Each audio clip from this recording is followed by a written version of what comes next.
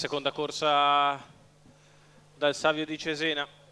ancora una volta i 3 anni di scena, questa volta vincitori da 2.500 a 7.500 euro in carriera, 1 Fiordiligi, 2 Fackelfin, 3 finalmente DL, 5 Fiordalisa Blu, 6 Ferdinand, in seconda fila 7 Flor de Canela, 8 Fangiocor, 9 Furio MTT, 10 Flambeau del Pino, 11 Forgido. Autostart che inizia ad accelerare, entra sulla retta opposta alle tribune per il lancio.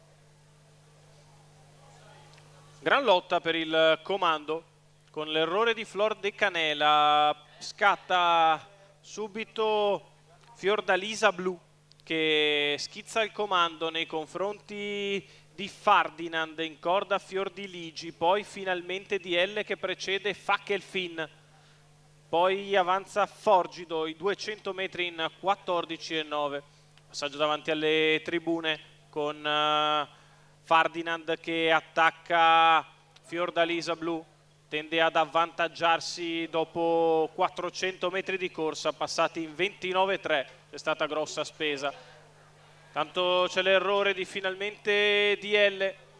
che coinvolge nella rottura numero 11 anche Forgido squalificato, numero 3 se ne vanno così 600 metri di corsa passati in 45. numero 3 finalmente DL squalificato. Alle tribune guida Ferdinand nei confronti di Fiordalisa Blu, poi Fiordiligi, all'esterno avanza allora Flambeau del Pino che è allo scoperto, si trascina Furio MTT 1, 1 e 2 per i primi 800 metri di corsa.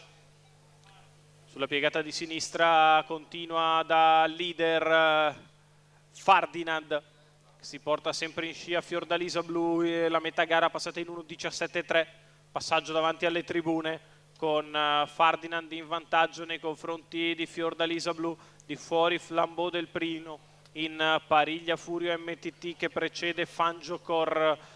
sotto alle tribune un paletto in 15,5, Flambeau del Pino che prova a mettere pressione al leader Ferdinand, quale riaccelera, in corda sempre bene Fiordalisa Blu, avanti a Fiordiligi, pariglia per Furio MTT, la piegata di destra passata in 16,1,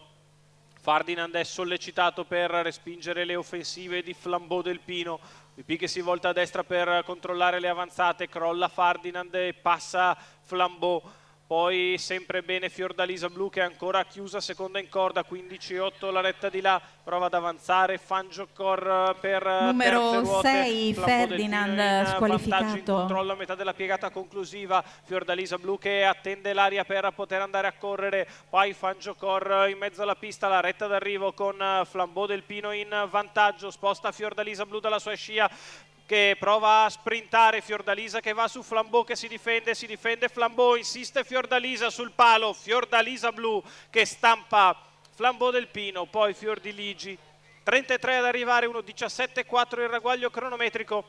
per il doppio in serata per Maurizio Cheli in salchi per il training di Marco e Lorenzo Bortolotti, i colori di Calogero Caruso, lo scatto da seconda in corda